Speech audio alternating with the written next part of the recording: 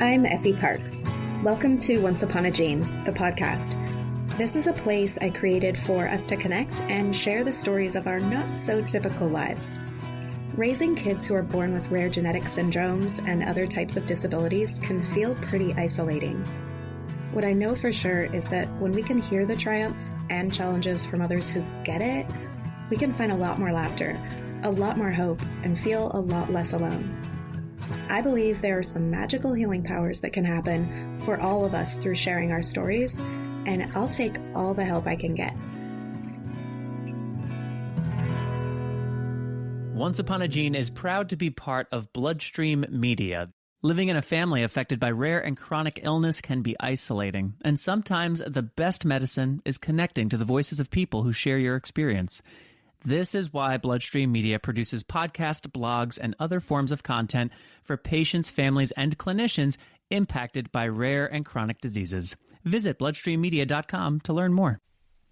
Hello, and welcome to the show. This is Once Upon a Gene, and I'm your host, Effie Parks. And I'm so excited for you to hear my conversation today. It's a bit of a cafeteria, choose your own adventure style. You know, we're serving up big helpings of telling your story, grief, joy, growth, community, and maybe even a little bit of absurdity for dessert. So take what feeds you and leave what doesn't, but you might just be coming back for seconds. So I'm joined by just the most zesty, vivacious, and wildly insightful Emma Nadler. She's a psychotherapist, author, rare mom, and truth teller in the most soul-refreshing way. I just love her so much. Her memoir, The Unlikely Village of Eden, is one of those books that poetically and gently cracks you open and then makes you laugh while you're crying, which is something I personally love to do.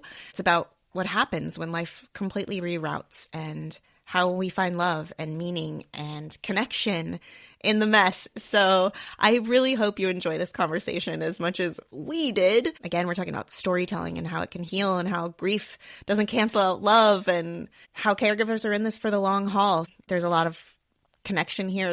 We talk a lot about friendship. I think you're really going to love this. You're going to love her. Make sure to go get her book. I'll have the links in the show notes to get it and also to follow her Substack because she continues to write. And yeah, you're welcome. You're welcome. And I thank her so much for being just really such a great voice in our space. If you've been feeling like you're supposed to have this all figured out or you're tired of being in survival mode, I hope this conversation speaks to you. Please enjoy my conversation with the one and only Emma Nadler. Hello, welcome to the podcast, Emma. I'm so excited to have you here with me today. Thank you, Effie. I'm really happy to be here with you too.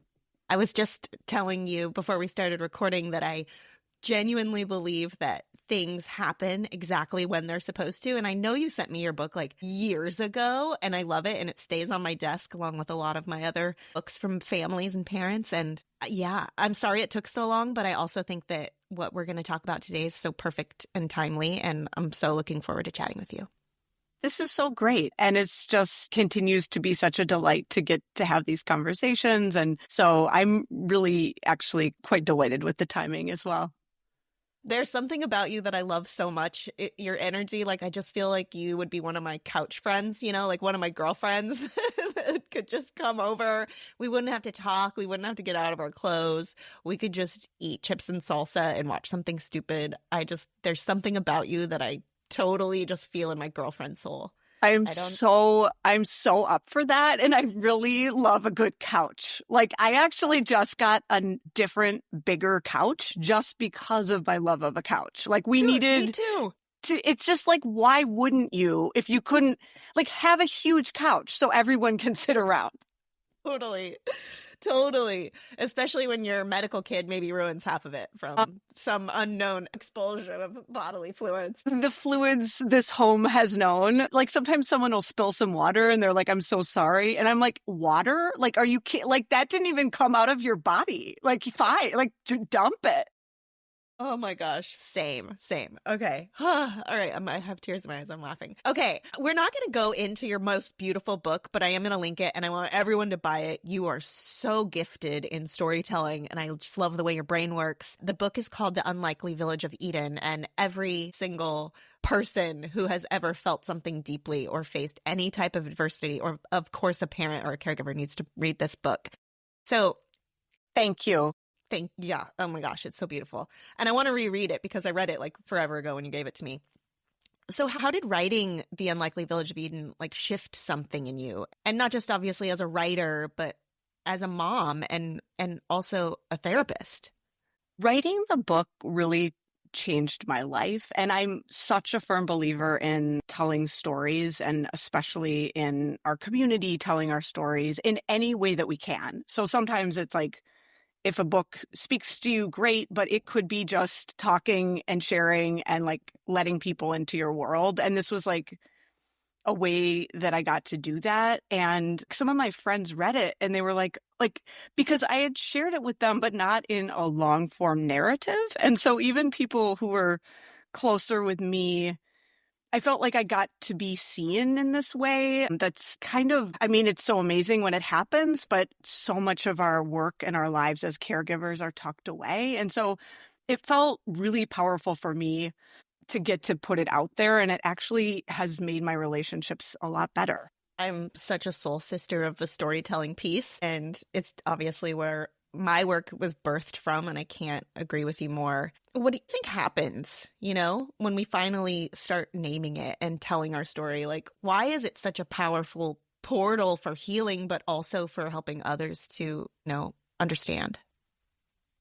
Well, I first want to say I really see that in you, Effie, and I was looking at your show and what you've been doing and all the different ways that you share with people and bring so many guests on the show and just offer this. And I just feel that too. And I'm just like so grateful that your show exists and that whoever is willing to like come forward and say like, this is what's happening and who else. And then so many people generally, I mean, we can feel so alone in the rareness of the parenting experience. For Eden, my daughter, there's a handful of people who share her diagnosis. She has a rare genetic deletion on the Q arm of the 12th chromosome. It really doesn't have a name.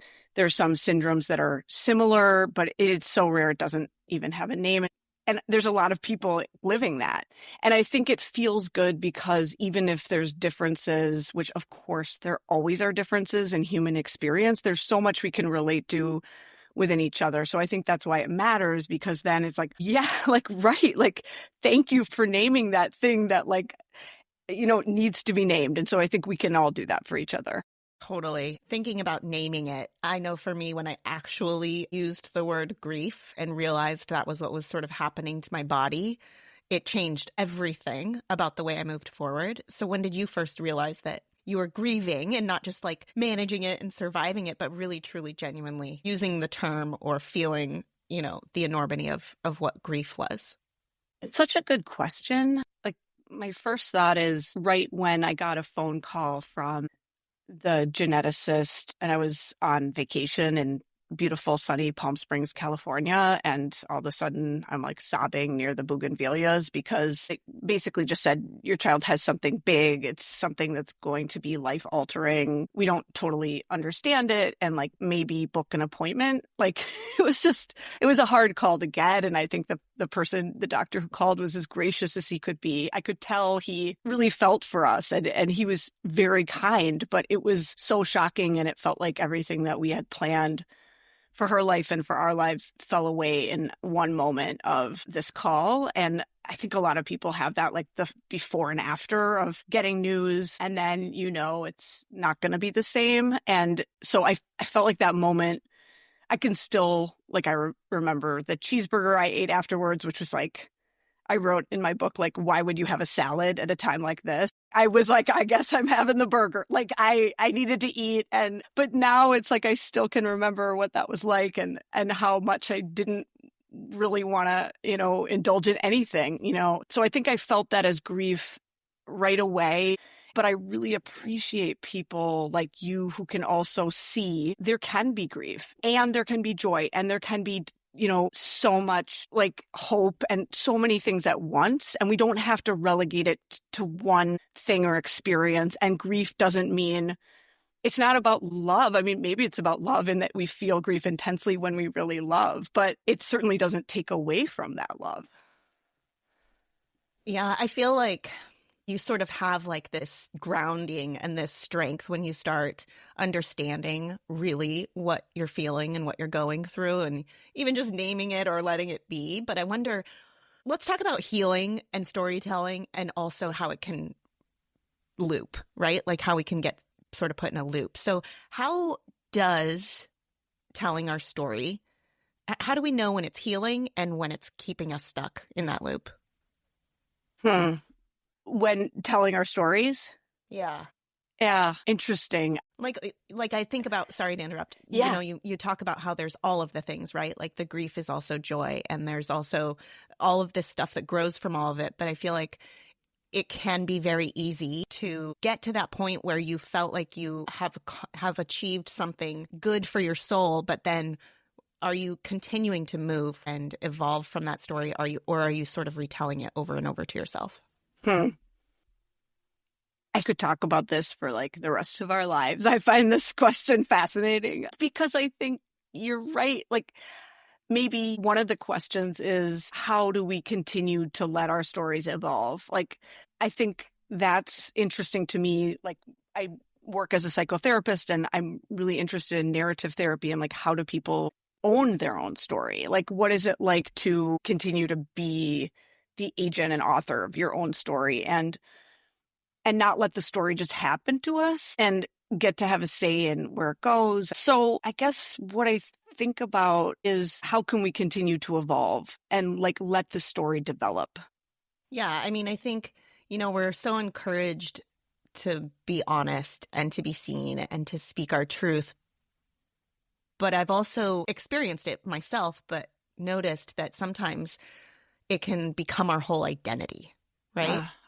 And we forget who we are, or we're really not sort of nurturing that part of us that is gaining that wisdom from sort of that accomplishment. And it kind of becomes us, and maybe sometimes can put blinders on us. Right. Like if caregiving or being a parent of a kid with a rare genetic difference or condition becomes like the sole identity, I guess my hope is we can have multiple identities. We can contain multitudes. I'm not the first person to say that, but I think like hopefully we can be that and get to have other roles too. So as a psychotherapist, how do you help us do that? Like, can you talk about the difference, not just surviving it, right? When someone says they want more than just surviving it, and what's the difference between being seen and sort of feeling validated and understood to actually using it to transform without it minimizing or dismissing sort of that hard thing, right? Like, what is the balance between naming our pain, having people understand, not seeking advice or any of that? I guess I'm having a hard time coming to my question, really. No, I think I get it, Effie. Like, I feel like, I mean, if you want to say more, you can, but I think I understand where you're coming from here. It's like, how do you not just get stuck in a story or stuck in the pain? And I mean, I have ideas about this. I never claim to have answers. I have ideas. I certainly have more questions. And I always want to say, like, this is not medical advice. This is not a substitution all the for disclaimers. Okay. Individualized healthcare. I'm coming here. I mean, I happen to be a therapist, but I'm also like this parent of this amazing rare child. I think a lot of it is about cultivating relationships that help you feel alive. And when we get to have exchanges with people and we get to let each other grow and change and like have the feelings we're having and let those shift and see each other together, it's not like my story. It's like, how are our stories unfolding? So I think it's like those connections to me have been the thing that have saved me. My friendships where I actually get to be not fine. My marriage where we get to, have real conversations. And we fought really hard for our marriage. I know this is so hard on marriages for parents who are listening. And I never like to sort of project that things are easy because they're not. But I don't think you have to at all be married or partnered to have a great life. And I think, having friendships, having neighbors, having any family member who feel like gets it or gets it enough to be of use or show up and matter, I think those are the things that have really saved me. I 100% agree. The unlikely village, the people that enter your life that you cannot even imagine living without, and the richness that they bring, but then also maybe those select few that were already there but didn't necessarily stand out, who just came in full force and just took your breath away in the best way. Yeah. Right. I mean, I think we've met some of the most incredible people through my daughter, people we never would have gotten to meet. And I do feel like so grateful about that. It's kind of overwhelming because you really find out a lot about people. Like, how do you react to this child, this life? Like, how can you show up? Like, they're friends I don't have anymore too. And I always want to be really open with that piece. Not everyone's in the village, and some people, maybe it was too much, or the timing was off for them to be able to connect or understand, or didn't have the time. And so sometimes, those friendships have change, and I just want to normalize that too. And that not everything, I tried to put that into my book, not everything was a singing, shining, relational success, right? There's going to be challenges in that. And I think that I always want to talk about that too. I mean, that's another thing that we could go off forever, right? All of the things that fall away that you also grieve and that are really just sad going through it. And yes. I call it the ghost ship of the people, yes. That just sort of disappeared or couldn't show up, or, even just outgrowing things, right? And really just not being in the same, I don't know, mindset or emotional sort of state as others that you need to sort of have with you. Yeah. Right. Yeah. Right. I think that's such a it's a vivid image, the ghost ship. And I think about sort of the vacations that never were, they sailed away, vacationing with other families. I'll see photos of people's, tropical vacations with another family or things like that. It's yeah, I mean, we're never going to do that as a full family, or at least I can't imagine it. I shouldn't say never. I don't know what the future holds, but, to be able to include all of my family in that right now isn't possible. And so, yes, there's things that have gone on that ghost ship. And then there's things sailed away, very, very far away, perhaps all the way to that tropical locale. And then there's things that, I've gotten to experience that I wouldn't have. People that came into our lives that have really become extended family that I don't think I would have gotten to enjoy and see the deepening of those connections too. Yeah, absolutely. So when we think about that community that we find or need or build, do you think that there's a risk of building maybe the one that's more about shared suffering than sort of finding your way through and maybe continuously and maybe even a little out of? How do you know when you're using it as sort of a badge, a wound badge, for too long? I guess I just think it's so possible to, even how we began this conversation, Effie, I feel your sense of humor and your lightness and also your willingness to talk about the hard things. And that's really similar to how I hope to approach things. I mean, sometimes I can be a complainer, certainly, talk to my family. I think it's important to do the right amount of complaining. You don't want to complain too little because that's boring, but also you can overdo it. But I think it's possible to still have a good time. Things are really hard. And that's I think there's things to laugh about. And that really is the other thing that's probably helped me get through it, is just really trying to find those things. Cause otherwise, yeah, I mean, it's just, there's a lot of pain. You could just get into that. And that sounds really, really hard. And it is really, really hard sometimes, regardless. You can laugh and and that doesn't make it go away, but maybe it could make the moment feel a little bit more of a sense of possibility. Yeah. I don't know who told me this. It was probably my mother, but I remember hearing that you can only complain about something 3 times before you have to make one slight single tweak about it, even if it's the way you complain, I guess. So even though I hate this person, and it's changed throughout my life, I've always tried to keep that person in my life that is going to tell me the thing I don't want to hear after I complain 3 times about something. Where they're like, Effie, okay, now what? Or Effie, get over it. Or Effie, you're dwelling, or whatever. Like, I want to have one of those people, even though sometimes it's hurtful or it makes me mad, or I feel like they're not caring or listening. I want that person to check me and check me out of love. Yeah, right. Because it does feel good, right? It feels good to be mad and upset and get it out and be able to sort of have the same problem for a while. And it's hard to have that moment where you're like, I got to get my shit together on this. It's consuming my thoughts. I would listen to that person, but if and only if they gave me like heaps of empathy in general. Like, you need to like fill the bucket of understanding and love. Otherwise, I'm not really interested in what you have to say about how I should change, you know? Like, well, yes, totally. Like, definitely not just that, like, you know, bounce off the wall type of person. But yeah, completely empathetic, knows your story and knows that you don't want to ruminate, I guess.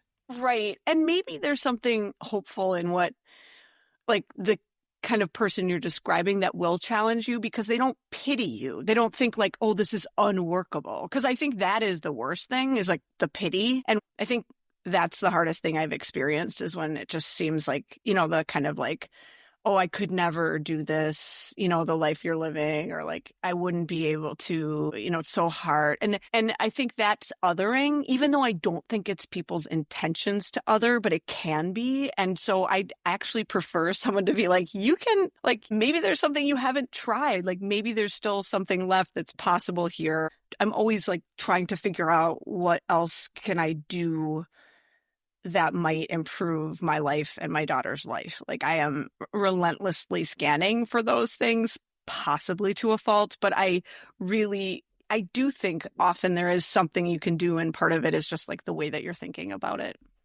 Yeah. Can you give me some examples of that? Because I think that that's one of the things, right, that I'm sort of thinking about when I'm asking these questions, is it's not just having a problem or having a wound, but it's also like feeling stuck in general and maybe not taking that trip or not, you know, getting this service. So like, what are some of the things, to a fault, your words, that you think or that you're trying to do to always sort of find more? Yeah, I think a lot of it probably has to do with being more open about my own experience and letting people in, and then asking for help. Like, I think even just like getting, you know, like some time, like if I want to get time to go to my other child's sports game and it's in the evening and that's not going to work for Eden and her bedtime, like I'm going to need to reach out and ask for help from someone. And I might now ask for a ride for my kid. I'm just sort of like willing to be vulnerable in that way, I think. And then I'll offer stuff when I can, like I'll offer people like their kids rides, or I'll like when it works, I'll really try to lean into that mutual aid as well, so that I'm building up. So I'm just showing goodwill, right? Like wanting to be a part of a community with people and trying to help them too, because I think the relationships I'm really interested in are reciprocal. We're really helping each other. Like that's what feels good. Like I don't think anyone wants to be just like the recipient of help. Like that doesn't feel humanizing in a certain way. And I think when you can help other people, it's like, it feels great. It feels like, wow, like I'm actually able to do something for you that feels powerful. And so I think trying to develop those mutual aid relationships have been really rewarding. And so that's what I would like to change the conversation about in terms of like asking for help. Like I think a lot of people talk about that, but I actually think it's like asking and offering and finding ways that you can do that together. And it's not a tit for tat. It's not you do this, now I do this, but it's more about like, are there any ways that I could help this person, drawing on my own skills and my own limitations, capacity? Is there anything that I can do? And I think for most of us, there is something we can do. it might look different than the other person and what they're able to do if they have a child that doesn't have a disability or things like that, or if they do. But I think that that's something I'm really interested in personally, the reciprocity. Yeah. I mean, there's a lot of science that actually backs up what community service does for you and how the act of giving and offering actually like completely infuses you and helps your literal mental health. And completely. The power of being that person who's doing that giving and that offering is so important to try to harness, even when you think that you're in the depths of despair and there's no way you could be that person. Even just doing one thing, the relief can be like just monumental. Doing something for someone else is transformational. And it could just be a text. You don't even have to necessarily leave your house, although I do recommend leaving the house when you can. But there are things you can do even from home or even when you're feeling shut in that I think matter in the world. And yeah, I think that it's helpful. I also want to say, though, if you're at the beginning of this journey, like let's say you just got a diagnosis or your kid's really, really struggling currently, if your kid is currently in the hospital, or there are times where you just need to be the one to do more asking. And I think there's seasons for these things. I don't think everything has to be reciprocal every minute. And so I do think it's important to say that too, that sometimes you might be on the needing to ask more or having to offer less, and then that can change. Yeah. And that's such a good reminder for so many aspects of our lives as parents raising these kids, and that you're constantly sort of on the wave, right? Sometimes you're up here and sometimes you're down here, and just really knowing that you're safe no matter what, if you need to be a giver or a taker or whatever, right? That someone's got you, and to find at least that one person who can be there in whatever way you need. Right. Because sometimes you're on the wave, like different parts of the wave, like during a day.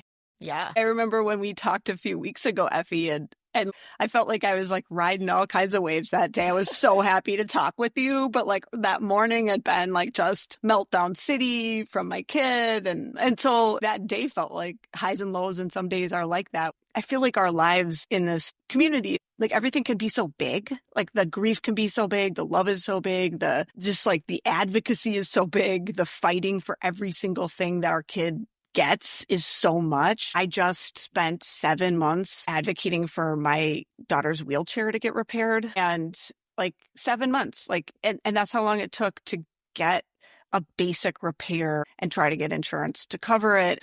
And I just feel like that's just like, anyone who's listening probably who has a kid who have different, like understands how much we have to fight for so many things. I'm with you on the wheelchair service problem. Oh my gosh. Yeah. And yes, I loved that I got to talk to you when you were having a meltdown. It was hilarious in the best way, because that is so just typical, right? And it doesn't even make another parent skip a beat. It's like, oh yeah, okay, yeah, totally, yep. And it's funny, right? And it's also like, I hear you and I feel you and I understand so deeply. And you don't have to spend any of your energy really explaining to another person all of those feelings and all of that stress. Like, there's a knowing, and that is sometimes all you need. Exactly. I don't know if I gave it to you, but sometimes that's what I get from it. I was just about to jump in and say I felt that so much from you, Effie. I felt like from the minute we were talking, I felt like, okay, she gets this. Like, I just felt like this sense of like understanding that is amazing. And so, yeah, I really felt that in those moments, and that's big. Like, that's just big in a day to get that and not have to explain. Yeah. Well, and I think it also speaks to something I'm passionate about is, again, not just like really, really leaving the biggest field of flowers for your stress, but also like letting humor and absurdity and sort of irreverence play a part in how we support each other. I think it's so important to sort of incorporate that into our lives, because I think laughter and stuff like that is so important. What do you think? Yeah, I'm so with you. Yes. And I couldn't say enough yeses. Well, and then we also talked about like the communities, and we were just sort of talking about this, and I think I got us off track, but you were so good at creating this in-person community that you had with strangers and family members and new friends and moms groups. And it's super common for us to only have those communities online, right? Like that's how Yes. we find our people. And it's the most amazing resource on planet Earth. I will like raise social media as the number one thing almost always, and I will not talk crap about it. But there is a side to social media where I think we can maybe unintentionally get sort of stuck in communities that maybe promote pain-based identity as opposed to really being grounded together and moving forward. What do you think? I love IRL. Like, and I agree with you that there can be when you're, especially like if you're stuck at home, and many of us are, or there's just like ways that physically are hard to get out. Like it can be so connecting to be online. But I think that for me, what I find is just when I get to see someone's face and be in person, there's like an energy exchange and a chance for expansiveness. So I really try to cultivate that. And it's very inconvenient, I will say. Part of me that like really likes to be efficient because I think partly because of the pressures like on my time, which many people understand. Anyone who's listening to this probably understands like how many things you need to do in a day. I sometimes feel like, is it worth it to drive 20 minutes or 30 minutes to see a friend? Like, you know, this is a sort of a waste of free time. But then like when I'm there and afterwards, I generally feel like that was absolutely not a waste. Like, I'm so glad I got to do that. I feel like feel revived in a way that staying at home and being more isolated doesn't give me. And so I think whenever possible, and I also really understand there can be limitations here for so many reasons, especially with caregivers. Yeah, I mean, you're tethered no matter what, right?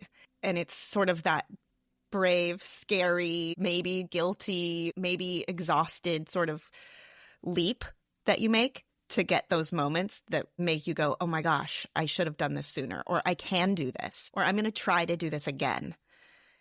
Right. And I'm also a big believer in the phone call. So I have a few friends that are long distance friends, and I really like to just get on the phone together and do like walk and talk. And Me too. And Me it too. just I feels literally do walk and talk. Yeah, I do. I like adore. My daughter would say, "Are you obsessed with that?" That's one of her sayings, and I'm like, I'm obsessed with that. So yes, I am obsessed with that, and I just feel like that's the way that I've been able to stay in touch with people because many of us just have that. We have people who we love, and they don't live near us, and so I think a phone call can be.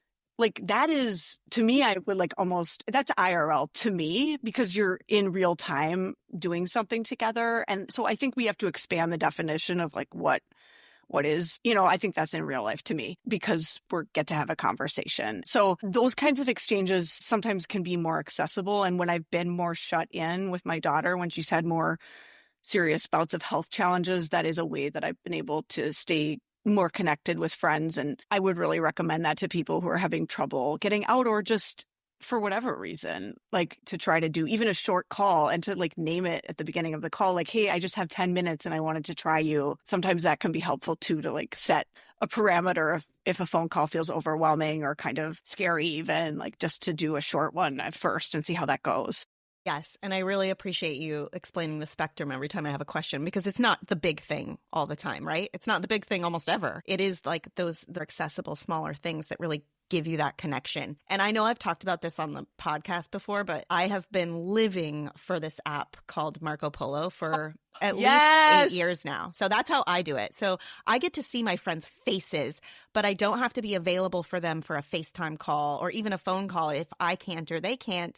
But we can leave these very human and in the moment video, like walkie-talkie style messages. And like, I get to see what you're wearing. I get to notice that you didn't shower and I feel better because I didn't shower. And then we're just talking like real people, but I get to see your face. And so I feel like I actually get to see you, even though you might live in Virginia, because I have these videos of us just going back and forth and talking. And I feel so less isolated when I have those talks that way. Such a good point. I'm So I like Marco Polo, and no, we're not sponsored by Marco Polo, but Marco Polo, if you want to reach out, especially to Effie, because she has this podcast, feel free. Caregivers really need Marco Polo. Like I cannot enhance this enough. Like it is life-giving. Yes. So my son was like, "You have Marco Polo?" And I'm like, "Yes, I have Marco Polo." Like, don't.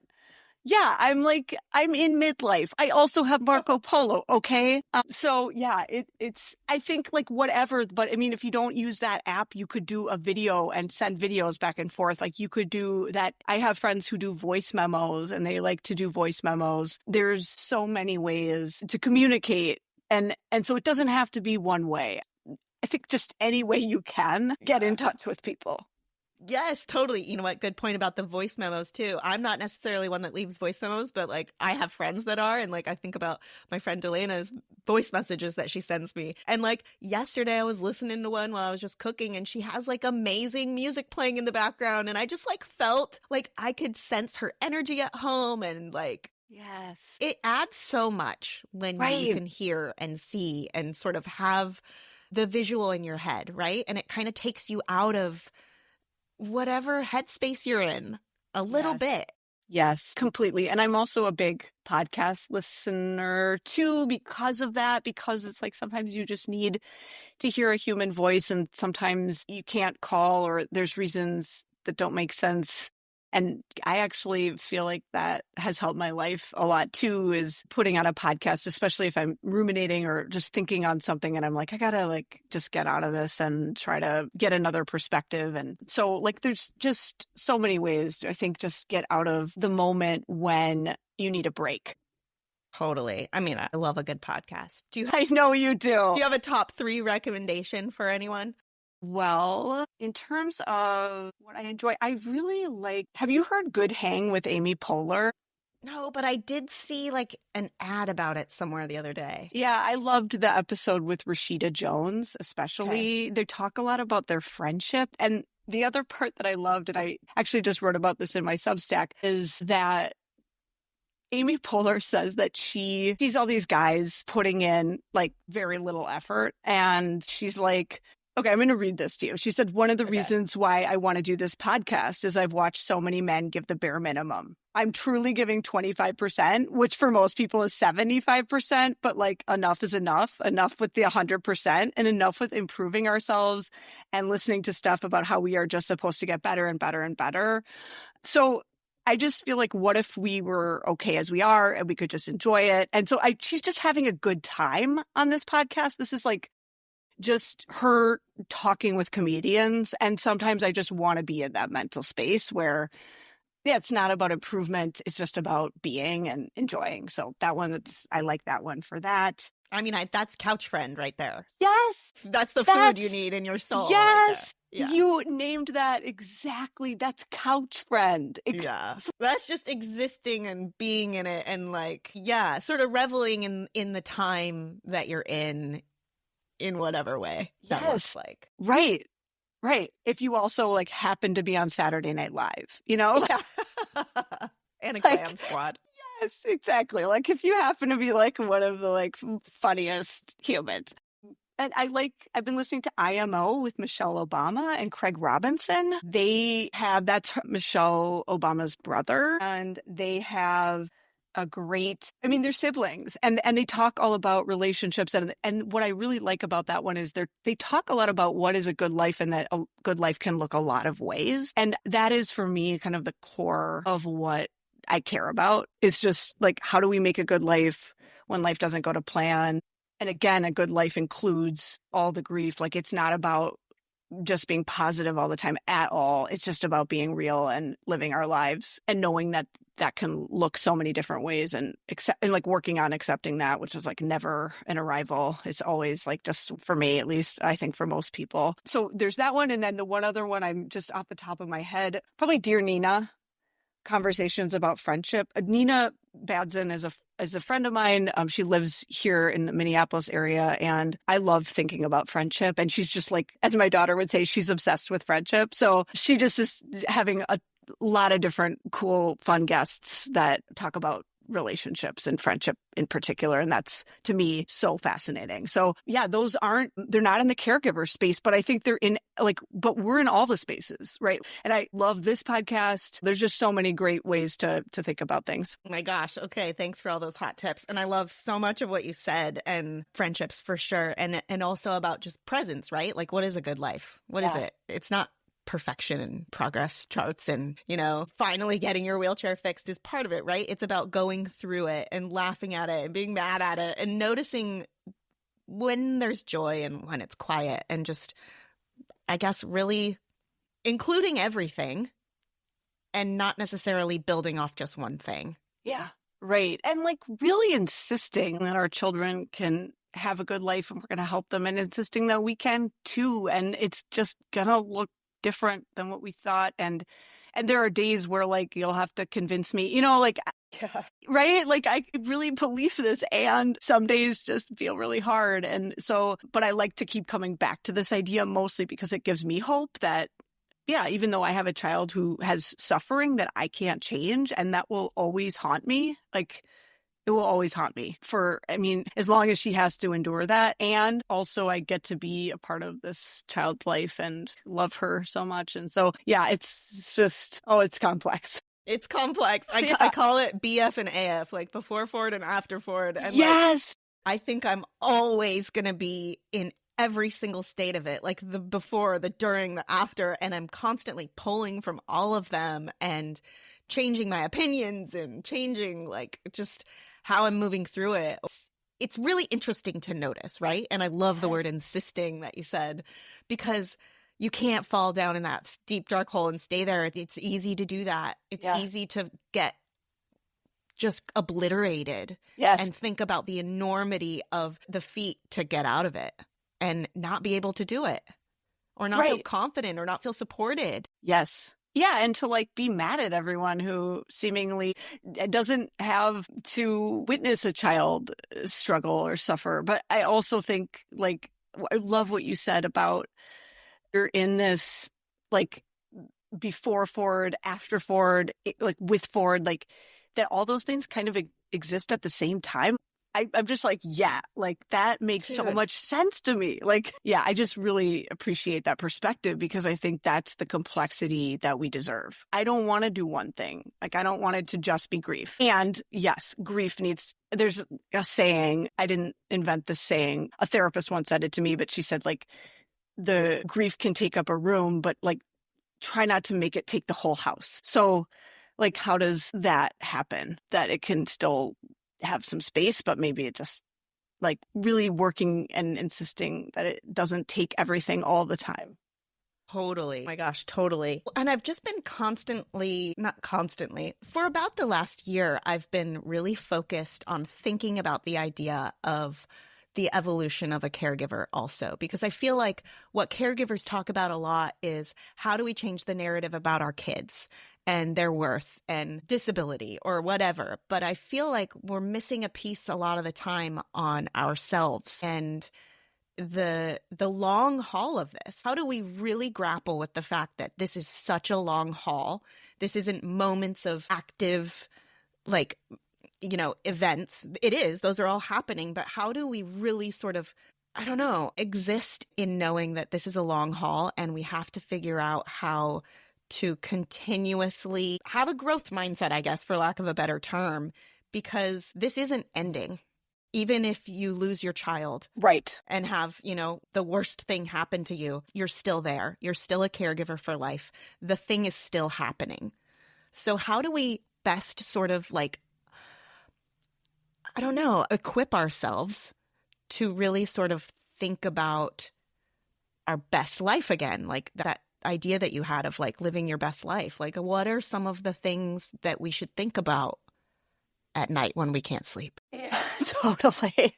I guess I might think about a good life versus the best life, because I feel like the best life is so much pressure. It's so singular, whereas a good life could encompass so many things. But regardless, yeah, this is a marathon. I'm curious, what do you think? Because it seems like you've really been able to be really connected with a lot of people. And I admire just like your speaking work. And so clearly you've done something to like sustain that and have the energy for these things. Like, what is helping you? I honestly believe it's completely where I came from. So I have 12 brothers and sisters. Wow. And my mother and my sister are both like witchy, right? Like they're the people who were around 50, 60 years ago who were talking about sort of, I don't know, self-help without thinking of a term that everyone won't understand, but really like trauma in your body, how it shows up, how, like I grew up with these two women who were not like any other human beings around us, right? Like they were the healers in the community. They were this, they were that. And I just had this sort of language growing up and this sort of, I don't know, coping mechanism that I learned from childhood. And they've always sort of been these oracles, right? And when this happened, when Ford happened, I was so incredibly grateful that I had that kind of soul prep work and like these people that I knew could speak to me in different ways that nobody else was going to be speaking to me in. So I give a lot of any of my goodness at all that I have to just really growing up around that kind of stuff. I mean, my mom taught me how to deep breathe when I was like 6. So I love her. That's amazing. Like I was doing that as a child and throughout my entire life. And so when I had Ford, I felt like I had a little bit more of a base than I could have otherwise. I tapped into that a lot. Long answer, sorry. And having so many different relationships, even just with brothers and sisters, really helped me sort of navigate people and personalities and conflict. And I'm an Aquarius. I don't know if that makes anything part of it, but there's a lot to that. And then like every profession that I ever went into was always about like listening to people and helping people and just kind of understanding, I don't know, getting to the deeper roots of like what is really on your mind and what is really the issue and how can we sort of think about it differently or fix it or burn it. And I don't know, people really fascinate me and I really love people and I'm constantly energized really by it, I guess. I don't know if that answers your question, but I feel like it came from where I grew up, really. It's really cool. And it was a surprising answer. Like I actually was just like totally just listening so deeply to what you were saying because I feel like, of course, like it comes from where you're from and who you are. And it sounds like kind of amazing family preparing you for this moment and also like your own willingness to take some risks and try things. And I hear like a spirit of adventure that you're totally like up for things. It's great. It's so refreshing. Yes, definitely a spirit of adventure. And I like trying things really messy too, because I'm not an organized perfectionist and I don't like to just like have things ready to go. I like just like starting it because otherwise I won't. So I could either be like a total blob and like actually turn into the couch, or I can just try a bunch of random stuff all the time and see what sticks or something, I guess.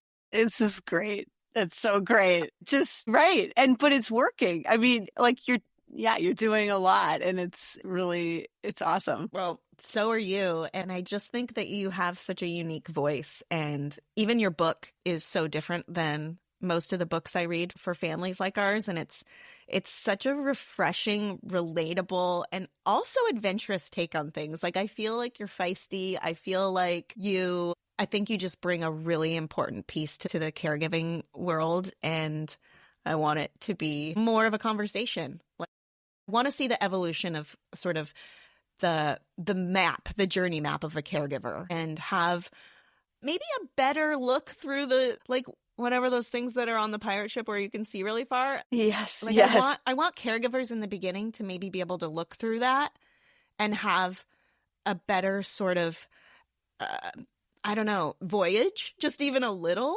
because I feel like it's really stunted for what we think we're going to have or gain or accomplish or become when we're in the thick of it and in the beginning. And it's hard to find those voices, I feel like, and believe them, right? And not think, oh, that's not me. Theirs isn't as hard.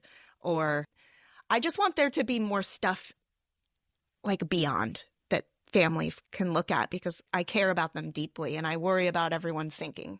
Yeah, I really appreciate what you're saying. And I wholeheartedly agree that, like, just for us to, I've loved this conversation. I'm just like, really, this is a great time talking with you. I really want to be a part of conversations like this where it's just trying to look at things and not oversimplify the experience and really just dig into the messiness of it and the, like, kind of raw, like the intensity and also like all the sense of possibility too. And so I think we'll really share that.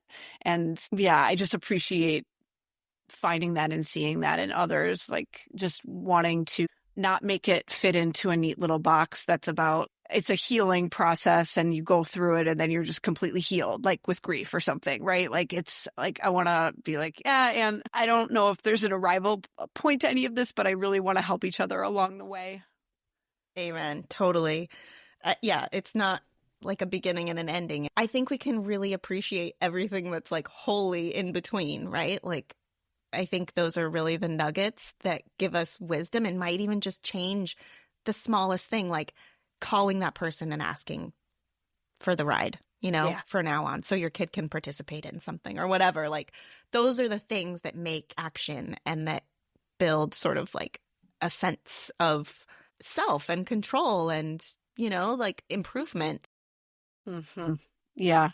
Everything that's holy. It's like, I'm just circling and highlighting like it's what you just said. Yes, this life, Right. And I think that's okay. Yeah. I think that there's a lot of cool stuff about the entire spectrum.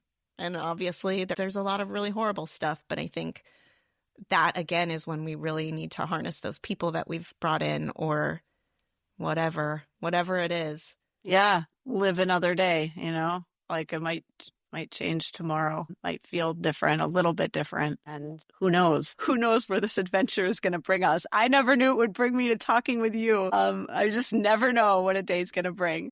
I know. I love it. I love it so much. It makes me think that the world is so much more connected than it seems like it is.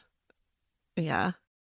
So what is like the next chapter? Is it an actual chapter, Emma? Like, what are you doing? What is your next sort of mission? Is it relaxing? Like, what are you doing next? And what do you want to tell the caregiver who's in the thick of it? Yeah. Well, I write essays and they're out there. You can find them. You can find my website, emmanadler.com. That's, never thought I would be a .com in terms of my name, but you can find my writing there. I'm working on a novel and it is so fun and it's a really like great form of escape to write it. It's totally not about my life. I really love the creative process and just, I think Eden's helped me be more creative. Just really sparked something in me that I'm not sure would have been sparked. I always loved writing, but like, now I feel like I have more things I want to say. And what I'd love to share with listeners, first of all, Effie, thank you for having me on this podcast. Like, what a joy. This is great. And in terms of listeners, you're not alone and it's easy to feel alone. And I know that. And also, I guess we just try to keep going. I cannot wait to read your novel. So keep us posted along the way with the progress and the timing. Thank you. I will. Yes. Okay. Well, thanks for being my guest. I hope you've been enjoying this podcast. If you like what you hear, please share this show with your people and please make sure to rate and review it on iTunes or wherever you get your podcasts. You can also head over to Instagram, Facebook, and Twitter to connect with me and stay updated on the show. If you're interested in sharing your story, or if you have anything you would like to contribute, please submit it to my website at effieparks.com. Thank you so much for listening to the show and for supporting me along the way. I appreciate y'all so much. I don't know what kind of day you're having, but if you need a little pick-me-up, Ford's got you.